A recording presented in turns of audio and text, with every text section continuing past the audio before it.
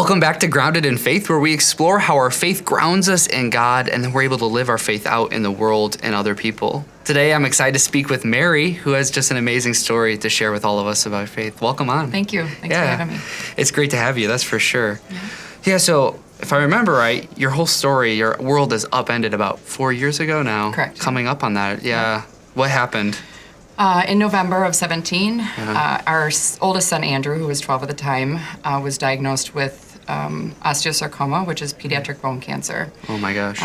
So he went through about 10 months of inpatient chemotherapy and surgery and missed out on most of his 7th grade year, and then completed his treatment in July of 18, and since then has been what they deem no evidence of disease, so NED, cancer-free, since then.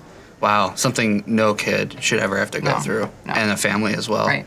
Yeah, and your story, just, and sharing a little bit about it before, was just this powerful experience of how God and your faith has grounded you in the midst of just this terrible experience to be able to live through that. Right.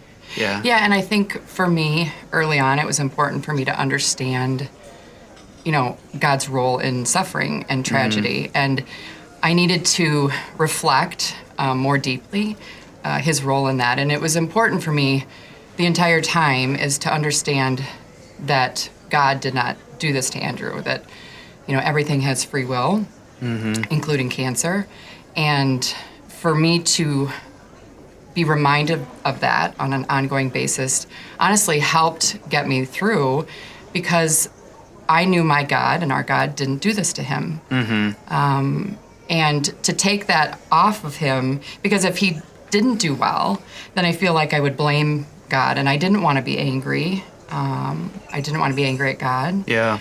And that's where I got my strength, is knowing that because he didn't cause this, everything that I feel in a positive or that came of this that was good was God's doing. Yeah. Not the bad. Yeah, it gave you hope, I'm sure, at some level. Absolutely. In the midst of it.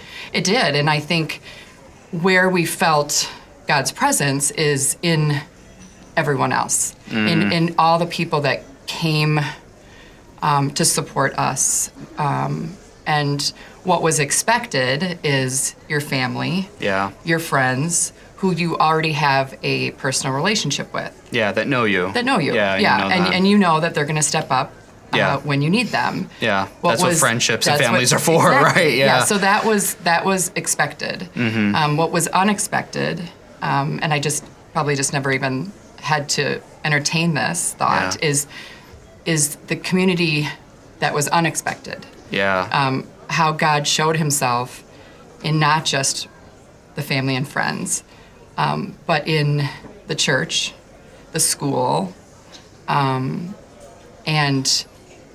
even beyond, the community, Yeah. It extended beyond just that. But I mean, for me, the school was a huge source of support. Yeah, what a great witness to the school and the church community and even the larger community here in St. John's, living out what it means to be a disciple of Jesus Christ, right? Absolutely. Like going out to those who are hurting or on the margins, right? But hurting and suffering and saying, like, we're here with you. Yeah. Yeah. And even we didn't even know what we needed. Everyone say, what do you need? But there were so many people who stepped up and just did. Yeah. They knew what we needed before we needed it, before we knew. Yeah, because you're just, I imagine, some sense of fog. Absolutely. Like trying to just live one day to the next. Yeah. And there were days that I couldn't even pray. I didn't have it in me. My mind would go blank because I was just overwhelmed by what was happening. And then, but then on a daily basis, you would be reminded that it's okay because everyone else is praying for you. You have thousands of people praying for Andrew and for you Absolutely, and your family. because everyone in the school and the church shared the story with their friends and family. And so it just, the amount of people that were praying for us was beyond. Yeah. It was overwhelming. I think about the story of the paralytic. So it's in the Gospel of Mark, in the second chapter of Mark. And so he's paralyzed, he's on a mat, and he has 4 friends. And the 4 friends carry him to Jesus, but the crowd is so tight in the room. And, we know the story. They rip open the roof and lower him down in front of Jesus. In one sense, it's not the community that saved Andrew, right? But No. it was bringing you guys closer to God and supporting you in the midst of it. That's just like that sense of just like, we need each other because we can't do it on our own. Right. And I think, Andrew's very fortunate. Not a lot of kids have the outcome that he did. And however the outcome was going to be, I knew and I gained hope every day in knowing whatever the outcome, we'd be good. Yeah. It would be difficult, but we had a tremendous amount of support that was rooted in our faith. And there's comfort in that, in knowing whatever happens, there's people who will lift us up Yeah. when we have fallen. Yeah. I think about it like, in one sense, somebody, listening to this or watching can say, like, well, of course you can say that because you're on the other end of it, right? That's true. And, like, but you're saying, like, no, in the midst of it, like, was there moments in which, like, you kind of, like, had those moments of, like, not conversion, but, like, coming to know, like, okay, it's going to be hard. It's going to be so difficult, but I know God is good, right? That God loves me and loves Andrew and all of us. And I think, there's these phrases that people will say, without even thinking, and they'll say, this must be God's plan for him, or God can't give you anything you can't handle. And I thought, God didn't do this.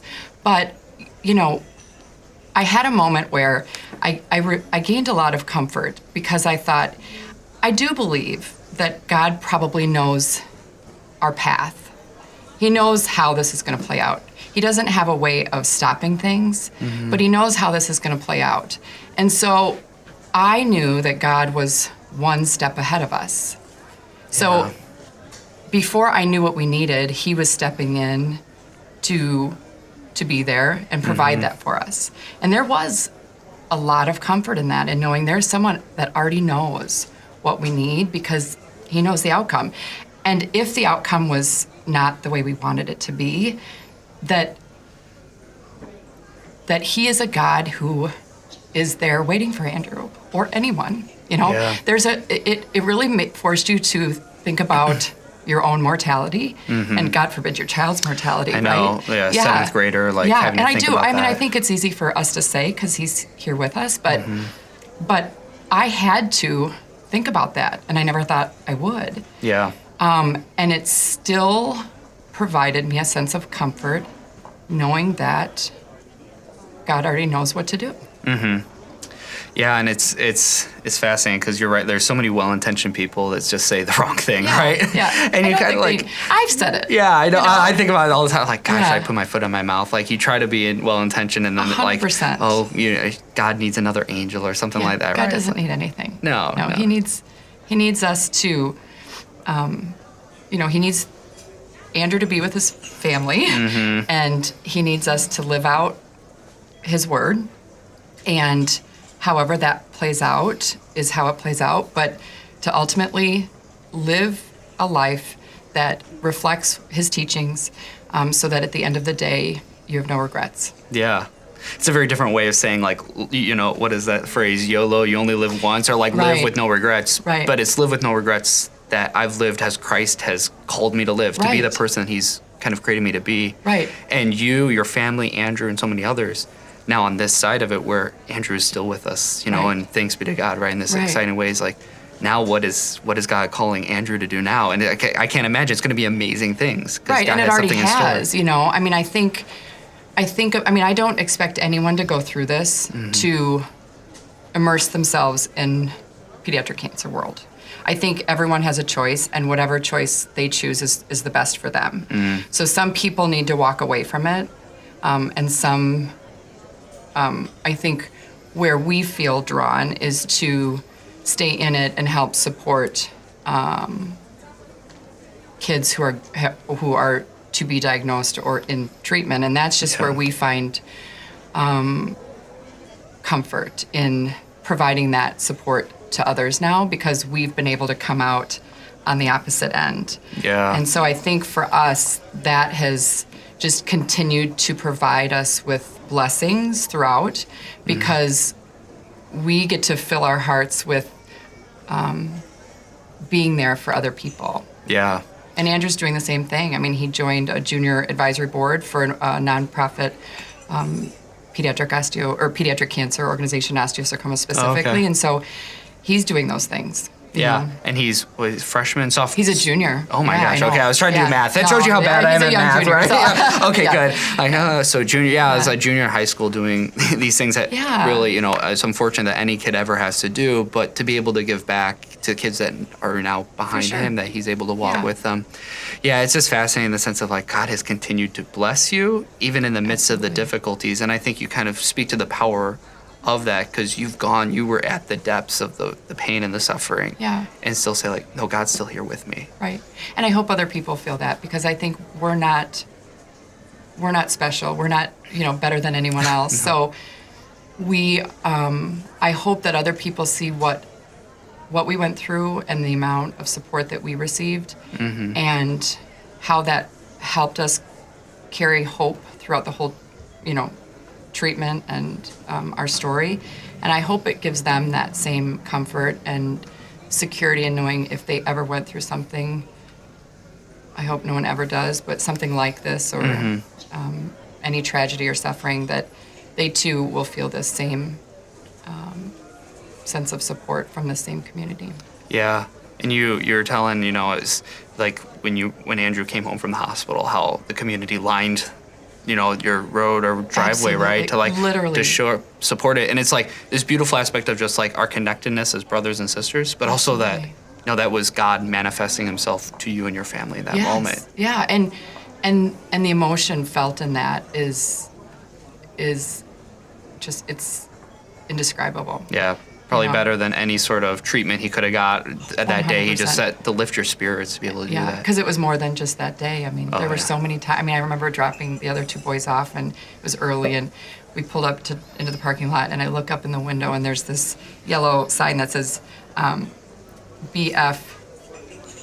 BFTW, and it was Bisaga for the win. Oh, nice. Yeah, and so there were little things for that the someone had come up with that, and Yeah. that kind of became an ongoing hashtag. And I remember being in the hospital, and I pulled up my Facebook page that we'd created for him to update people, and they'd all dressed in yellow and created a yellow ribbon in the parking lot, Oh, wow. and then a drone had come over and taken a picture, I see. and just little things like that where you just feel like, wow, like you're with us every minute of the day. Yeah.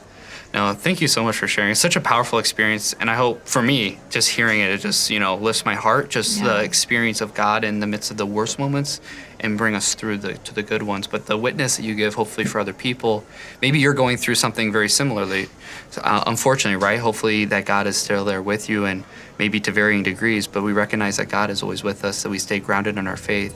And if it's in that grounded faith that we can then live out our faith and be that support for other people that are going through struggles as well.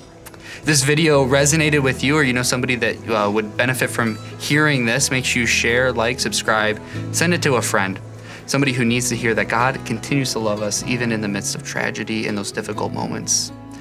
God bless, and thank you so much.